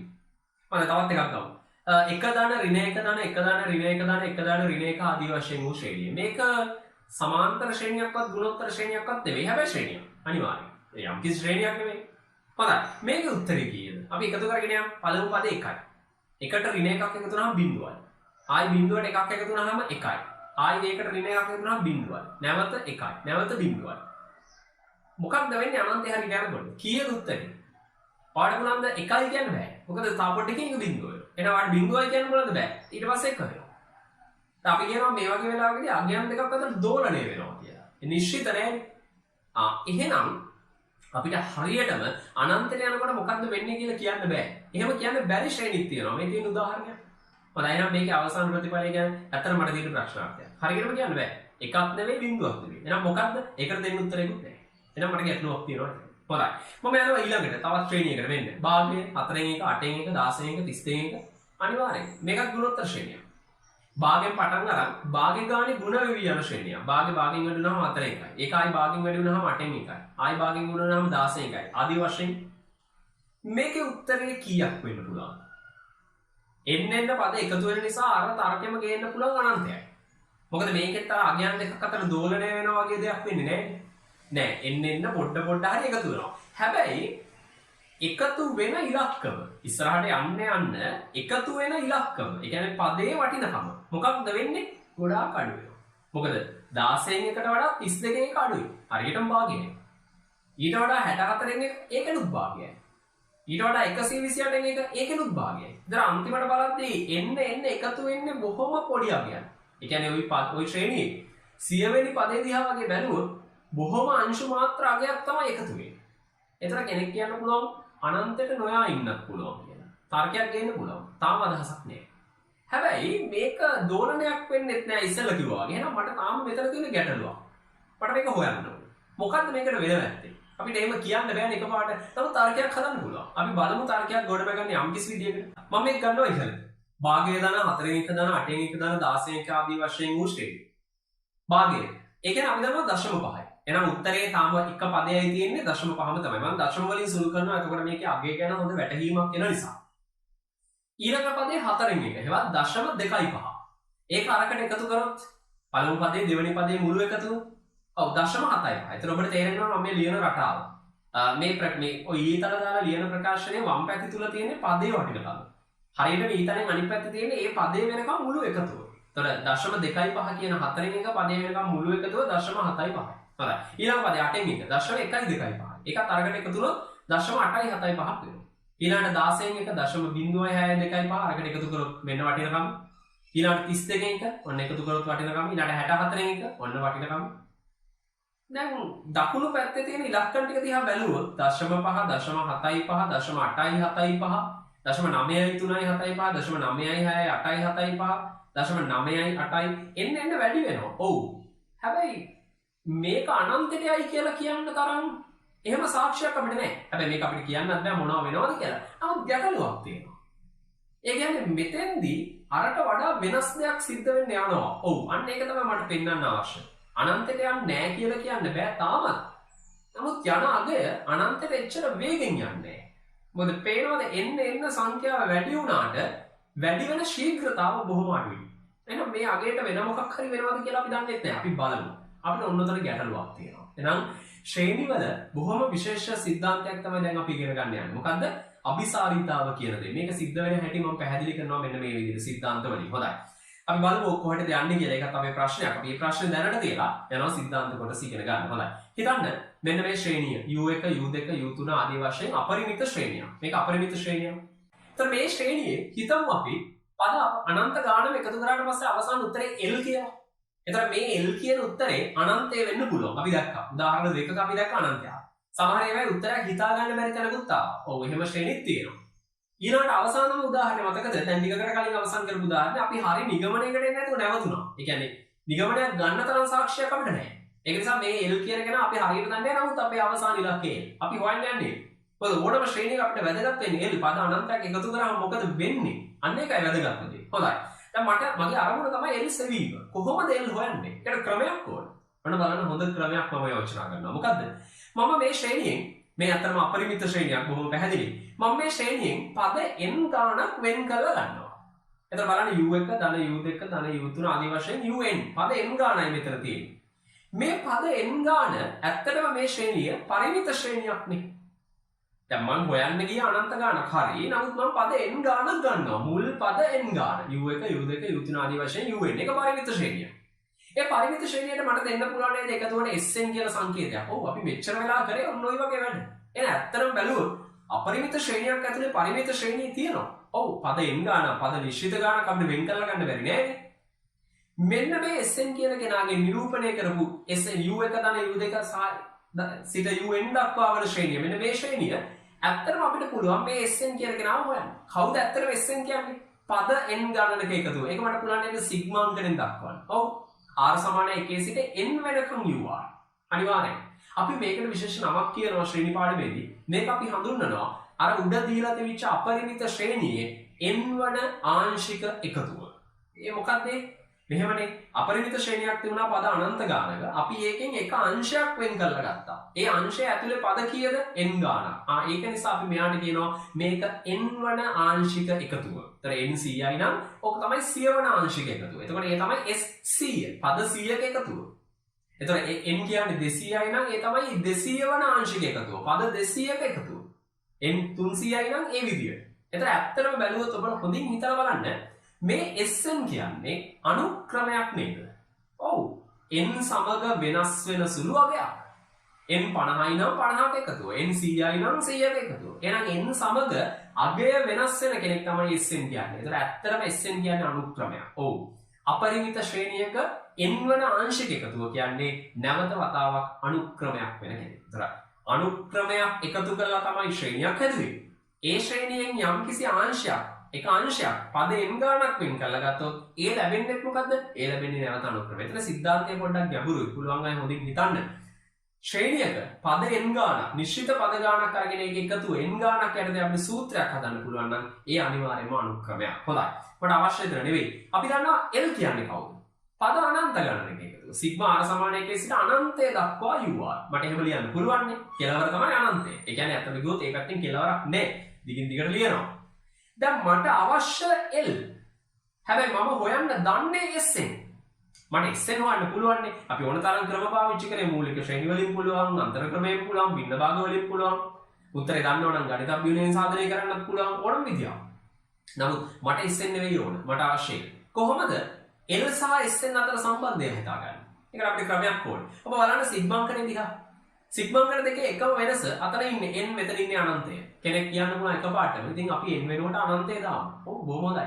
ඒක තමයි කරන්න තියෙන්නේ. නමුත් අපි සාමාන්‍යයෙන් අනන්තය වගේ අගයක් දාන්නේ නැහැ. ආදේශ කරන්නේ නැහැ. ඒ වෙනුවට අපි කරන්නේ ගණිතය තුල විශේෂ සිද්ධාන්තයක් තියෙනවා. මොකද්ද? n අනන්තයට ආසන්න කරනවා. කිට්ටු කරනවා. මොකක්ද මේ සිද්ධාන්තයේ ඒ තමයි සීමාව. එහෙනම් අපි ඇත්තටම කරන්නේ n අරගෙන යනවා අනන්තය වෙත. n ට අනන්තය දානවා වෙනුවට කරන්නේ අන්න ඒක. ඒක සිද්ධාන්තමය දෙයක්. අපි බලමු. එතන අපිට ලියන්න පුළුවන් n අනන්තයට යවලා මම කාගේ සීමාව ගන්නවද?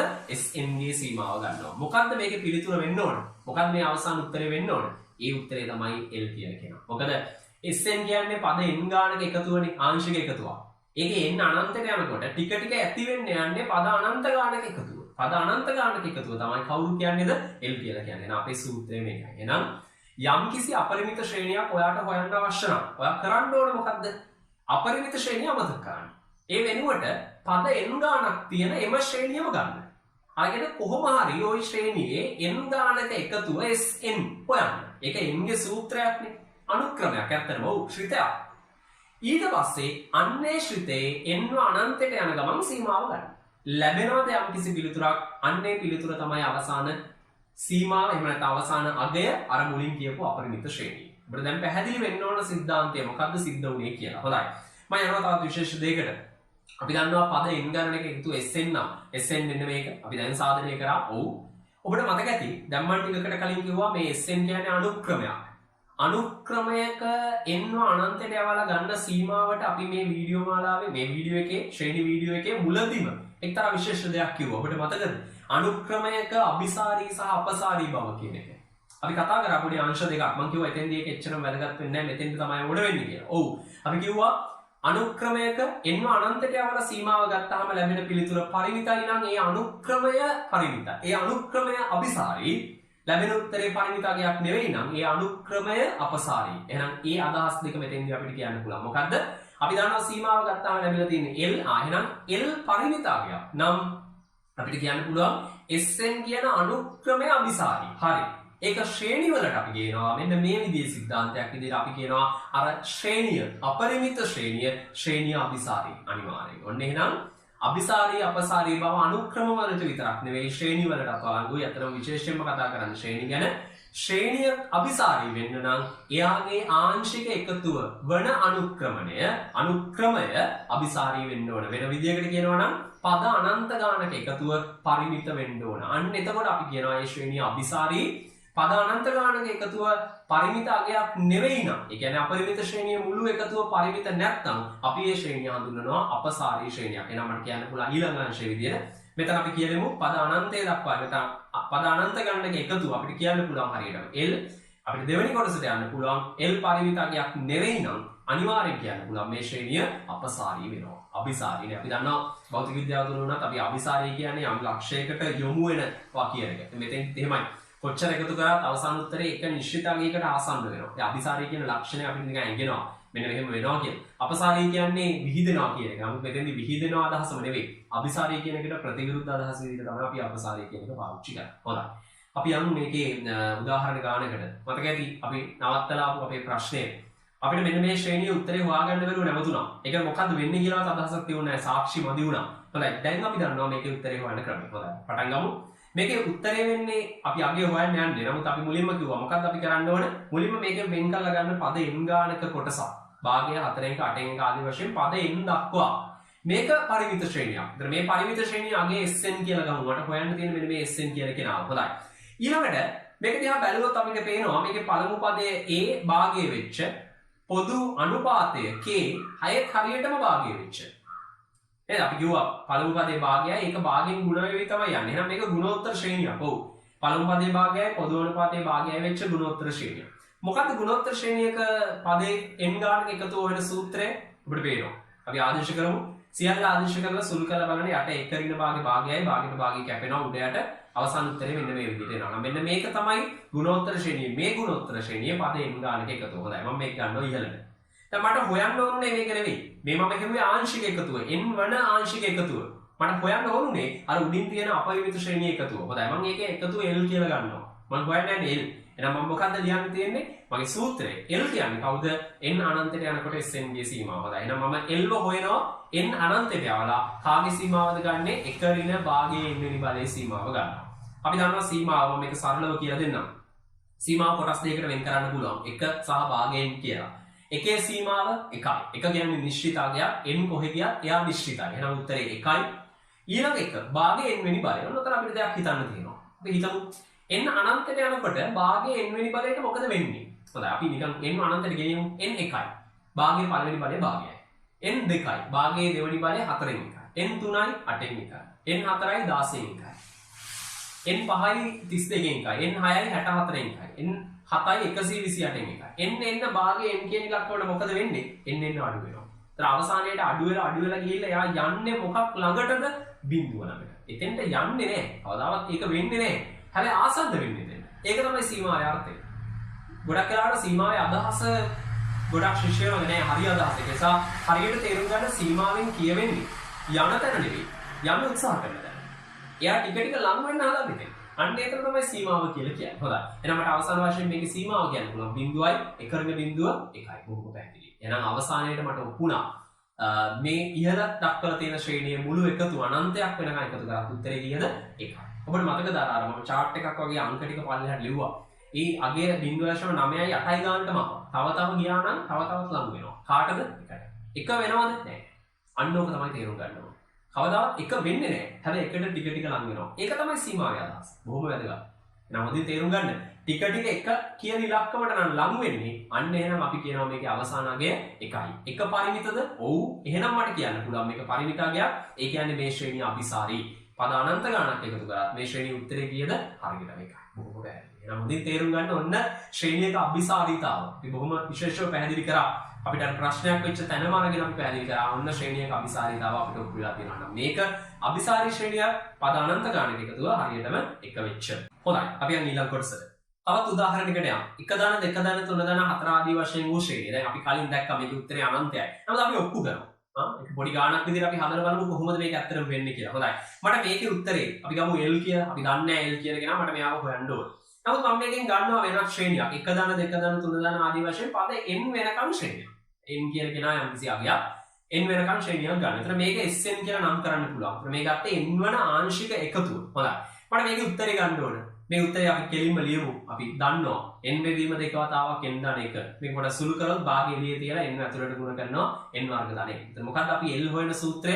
අපි දන්නවා l කියන්නේ n අනන්තයට යනකොට මේකේ සීමාව භාගයයි n වර්ග දාන n. උත්තරේ බොහොම පැහැදිලි. n අනන්තයට යන්න n වර්ග දාන n කියන කෙනාගේ අගය n විශාල වෙනවා. මොකද n අනන්තයට යනවා කියන්නේ n වර්ගයේ ඊටත් වඩා වැඩි වේගෙන් අනන්තයට යනවා. කොහොමත් පැත්තකින් ඉන්න n උත් අනන්තයට යනවා. ඒතර අවසාන උත්තරේ කීයක් වෙන්නද උත්සාහ කරන්නේ? අවසාන වශයෙන් අනන්තයයි. ඕක අපි මුලින්ම කිව්වා. අනිවාර්යෙන් මෙහෙම වෙනවා කියලා. ඔන්න අපි සාධනය කරලා පෙන්නනවා. ඒතර මේ වගේ බොහොම සරල ගණන් විභාගයට අහන්නේ. ඒක සංකීර්ණ මට්ටමේ වුණාද අපි ඊළඟ ගණන් වලට යමු. නමුත් තේරුම් ගන්න අපි මුලින් කියපු අනන්තය පවා අපිට මෙහෙම සාධනය කරලා පෙන්නන්න පුළුවන්. හොඳයි අපිට නිගමනයක් ගන්න පුළුවන් පරිමිතයක් නෙවෙයි විශාලකයක්. ඒ කියන්නේ පරිමිත නැහැ. එහෙනම් අනිවාර්යයෙන්ම මේ ශ්‍රේණිය අපසාරී ශ්‍රේණියක්. හොඳයි. අපි තවත් උදාහරණ කිහිපයක් ගමු. ඒ වගේමයි පද අනන්ත ගණනක එකතු අපිට කියන්න පුළුවන් අනිවාර්යෙන් අනන්තයයි. හොඳයි. අපි යම් තවත් උදාහරණයකට වෙන්න. එක වැඩි කිරීම දෙකේ වර්ග ධන, දෙක වැඩි කිරීම තුනේ වර්ග ධන. මේ සියලුම උදාහරණ අපි මීට කලින් හදපු ගණන්මයි. මම ඒවමයි ගන්නෙ මොකද එතකොට මම SN සෙවීම ආයි කරන්නේ නැහැ. අපි හොයලා තියෙනවා SN. ඒක අරගෙන සීමාව විතරයි, සීමාව කොටස විතරයි මම මෙතෙන්දි පැහැදිලි කරන්නේ. අபிසාරීතාව කියන අංශය විතරයි. හොඳයි. අපි පටන් ගමු. උත්තරේ L අපිට අවශ්‍යගේ L මේ L තමයි හොයන්නේ. මේකේ පද n ගානක් විතරක් ගන්නවා ආංශික එකතුවක්. ඒක අපි SN කියලා නම් කරනවා. SN කීයද කියලා හොයලා අපි ආග ඉස්සර කතා කරා. ඕක මූලික ශ්‍රේණිය යටතේ අපි හෙව්වේ. අර සිග්මා r වර්ග සිග්මා r ගේ ගණයට සූත්‍ර හොයලා ඒ ඇස්නෙන් හදපු ගාන ඔය තියෙන්නේ. ඒක බලන්න.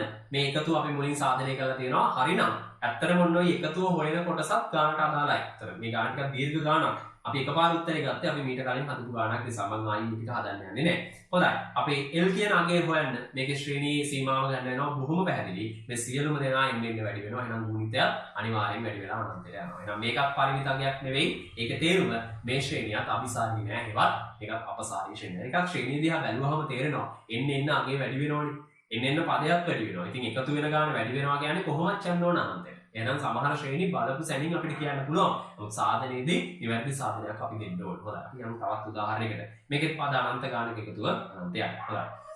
තවත් උදාහරණයක්. 1 යට 2 වැඩි කිරීම 3 වැඩි කිරීම 4 දන ආදී වශයෙන් වූ ශ්‍රේණිය. මේකේ අගේ අවසාන අගේ L අපි හිතමු L කියලා. අපි දන්නේ නැහැ කීයද කියලා. අපි බලමු මොකද්ද වෙන්නේ කියලා. මම මේකෙත් පද n ගානක් ගන්නවා. පද n ගානක එකතුව SN කියලා සංකේතවත් කරනවා. ආංශික එකතුවක්. මේකෙත් උත්තරේ හදපු කලින් ගානක් ඔබ බලන්න. තමන්ගේ නෝට් එකේ බලන්න මේකේ උත්තරේ ලියා ගන්න. උත්තරේ වෙන්නේ මෙන්න මේක. 1ට 12 හරින 1ට දෙවතාවක් n ධන 2 n ධන 3. ඒතර මේ සාධනය කිරීම අපි කලින් කරා. ඒක නිසා මම එකපාරට ගත්තේ. හොඳයි. වීඩියෝ එක පොඩි වෙලාවක් නවත්තලා ඔබ උත්සාහ කරන්න මේකේ සීමාව හොයන්න. අමාරු නේ. මම සීමාව හොයන්න පටන් ගන්නවා. පොඩි වෙලාවක් අරගෙන ඔබ උත්සාහ කරලා ඊට පස්සේ වීඩියෝ එක එකතු වෙලා ආයෙ බලන්න. හොඳයි. අපි L හොයන සූත්‍රය මෙන්න අගේ n අනන්තයට යවලා සීමාව ගන්නවා. අවසානයේට අගේ ලැබෙනවා. කීයද? 1ට 12 සීමාව 1ට 12යි. ඊළඟ කොටසෙන් ලැබෙන උත්තරේ කීයද? හරියටම 0. ඇයි? මොකද n අනන්තයට යනකොට ලවය 1යි. හරය තමයි n පද තියෙන්නේ. එතකොට ලවය නිශ්චිතව තියෙද්දි හරය n වැඩි වෙනවා. සංඛ්‍යාවක ලවය නිශ්චිතව හරය වැඩි වෙද්දි මොකද වෙන්නේ? මේ මුළු ඉලක්කම n කුඩා වෙනවා. හොඳට තේරුම් ගන්න ලවයේ හරයේ විචලනයන් එක්ක සංඛ්‍යාවට වෙන දේ. සංඛ්‍යාවක හරය නිශ්චිතව තියලා ලවය වැඩි වෙනකොට සංඛ්‍යාවම වැඩි වෙනවා. සංඛ්‍යාවක හරය නිශ්චිතව තියලා ලවය අඩු වෙනකොට සංඛ්‍යාවම අඩු වෙනවා. හැබැයි ලවය නිශ්චිතව තියලා හරය වැඩි වෙන්න සමස්ත සංඛ්‍යාව අඩු වෙනවා. හරය අඩු වෙන්න සමස්ත සංඛ්‍යාව වැඩි වෙනවා. එතකොට ලවයත් එක්ක තියෙන අනුලෝම සම්බන්ධයක්. හරයත් එක්ක තියෙන ප්‍රතිලෝම සම්බන්ධය. ඒතර අපි n වැඩි කරනකොට යට කොටස වැඩි වෙනවා. එහෙනම් මුළු වගේ ඒක අඩු වෙලා බිඳුවට යනවා. එහෙනම් 12න් 1 රින බිඳුව එවත් 12න් 1යි. පරිමිතයි. ඒ කියන්නේ මේ ශ්‍රේණිය අபிසාරී වෙනවා. පද අනන්ත ගානක් එකතු කරාම කීයද උත්තරේ? 12න් 1යි. දැන් බලන්න උඩ තියෙන ශ්‍රේණිය කොච්චර එකතු කරත් අන්තිම උත්තරේ 12න් 1ට වඩා වැඩි වෙන්නේ නැහැ. ඒක තමයි විශේෂත්වය. බලන්න නේද? පද අනන්තයක් වෙනකම් එකතු කරා. එතකොට මොකද්ද වෙන වැත්තේ? අන්තිම හරිය එකතු වෙන්නේ බොහොම සුළු වගේක්. බොහොම පොඩි වගේක්. ඒවා කොච්චර එකතු වුණත් දැනෙන්නේ නැහැ ශ්‍රේණිය. ඒකයි වෙන්නේ. අපි කවදාවත් හිතන්නේ නේ පදාන අපි හිතන්නේ අනන්ත ගාණක් එකතු කරාට පස්සේ උත්තරේ අනන්තයක් වෙයි කියලා. නමුත් ඒක කැඩිලා තියෙනවා. ඒක බිඳිලා තියෙනවා මෙන්න මේක උඩ. බලන්න ශ්‍රේණි වල තියෙන වැදගත්කම. ඒතර ශ්‍රේණි කියන අංශය තුල තමයි මේක ගැන කතා කරන්නේ. ගොඩාක් එකතු කරලා අවසාන උත්තරේ නිශ්චිත වෙන්න පුළුවන් කියන දේ. හොඳයි. අපි යන් තවත් එක ගානකට. හොඳයි මෙන්න මේ ගාන. මේකත් අපි කලින් හදපු ගාන. අර වගේමයි. අපිට හොයන්න තියෙන්නේ මේකේ අවසාන පිළිතුර. මම ගන්නවා පදේ n ගානක් SN කියලා ගමු. SN ගේ උත්තරේ මම කෙලින්ම ගත්තා. මේකත් ඔබ බලන්න අපි හදපු ගානක් ඊට කලින්. L හොයන්න සීමාව ගන්න වෙනවා. භාග්‍ය සීමාව භාගයයි. ඊළඟ පදේ. n අනන්තයට යනකොට 3 n වෙනි බලය. ඒකත් n වැඩි වෙනවා. n ධන දෙක ඒකත් වැඩි වෙනවා. උඩ ඉන්නේ ළමයි නිශ්චිතයි 1. ඒතර එක නිශ්චිතව දෙදී යට කොටස වැඩි වෙනවා. එහෙනම් සමස්ත සංඛ්‍යාව n අඩු වෙනවා. එහෙනම් ඒකත් අවසානයේට ආසන්න වෙන්නේ බිඳුවට. අවසාන උත්තරේ භාගයයි. මට කියන්න පුළුවන් පරිමිතඥයා. ඔව් භාග්‍ය පරිමිතයි. එහෙනම් මේ ශ්‍රේණියත් අවසානයේට අபிසාරී වෙනවා. පද අනන්ත ගානක එකතුව හරියටම භාගයයි. මේ වෙනකන් අපි කතා කරේ ශ්‍රේණි පාඩමේ තියෙන මූලිකම සිද්ධාන්ත සහ ඒ සිද්ධාන්ත තහවුරු වීම සඳහා හදන ලද ගණන්. එතකොට මේ කොටස් ටික යටතේ තමන් අධ්‍යයනය කරන්න බලන්න, තමන් තේරුම් ගන්න බලන්න, සිද්ධාන්ත ටික හොඳින් තේරුම් ගන්න. ඊට පස්සේ විභාග ප්‍රශ්න පත්‍ර ගණන් වලට යොමු වෙන්න. ඒ ගණන් මේ සිද්ධාන්ත සියල්ල පාවිච්චි කරලා හදන්න පුළුවන් අනිවාර්යයෙන්. තව විශේෂ දේවල් මේ ගණන් තුල පවතින්න පුළුවන්. මාකින් ස්කීම් එහෙම නැත්නම් පිළිතුරු පත්‍ර අනිවාර්යෙන් අධ්‍යයනය කරන්න. මේ ප්‍රශ්න සාකච්ඡා කරනකොට, ප්‍රශ්න හදනකොට. ඒ වගේම මම අර කලින් කිව්වා වීඩියෝ එකේ පල්ලෙහා ඩිස්ක්‍රිප්ෂන් එකේ තියෙනවා මුලින්මම අර සිග්මා RP ආකාරයේ සූත්‍රවල සාධන. අනිවාර්යෙන් මේ සාධන ටික බලන්න. මොකද ඒවෙන් ලොකු අදහසක් Tamanට ඇයි මේව කොහොමද සාධනය වෙන්නේ. නමුත් අනිවාර්යෙන් මේ සූත්‍ර තුන ඔළුවේ තියෙන්න ඕනේ. එච්චරයි. සමාන්තර ශ්‍රේණි, ගුණෝත්තර ශ්‍රේණි, ඒවයි සූත්‍ර පවා. ඒ වගේමයි ගණිතඥ මූලධර්ම වීඩියෝ එක බලපු නැති කෙනෙක් ඉන්නවා නම් අනිවාර්යෙන් මේ වීඩියෝ එකත් බලන්න. එතකොට මේකේ මම සාකච්ඡා නොකරපු අංශය සම්පූර්ණයෙන්ම ආවරණය වෙයි. හොඳයි. එතකොට මෙතනින් ශ්‍රේණි පාඩමේ මූලික සිද්ධාන්ත සියල්ලම අවසන් වෙනවා. මේ ටික තමයි ශ්‍රේණි පාඩමේ මූලික සිද්ධාන්ත වෙන්නේ. එතකොට මෙතනින් එහාට තියෙන්නේ තවත් වෙනස් වර්ගවල ගණිත ගැටලු සාකච්ඡා වීම පමණයි. හොඳයි. එතකොට යම්කිසි විෂය පතයකට අදාළව ශ්‍රේණි ගැන යම්කිසි දැනුමක් ගන්න අවශ්‍ය වෙච්ච කෙනෙක් ඉන්නවනම් අනිවාර්යෙන් මේ වීඩියෝ එක බලන්න. මේ වගේමයි මේ වීඩියෝ එකේ තියෙන සිද්ධාන්ත කොටස් පුළුවන් තරම් මම වීඩියෝ මුලදී සඳහන් කරලා තියෙනවා ලියමින්ම සාකච්ඡා ලියමින්ම තමන් බලන එක තමයි වඩා හොඳ. ඕනම වීඩියෝ එකකදී ඕනම පාඩමකට අදාළ වීඩියෝ එකකදී ඒ ක්‍රමය අනුගමනය කරන්න. එතකොට තමන්ට හොඳ ප්‍රතිඵල වලට යමක් ගන්න පුළුවන්.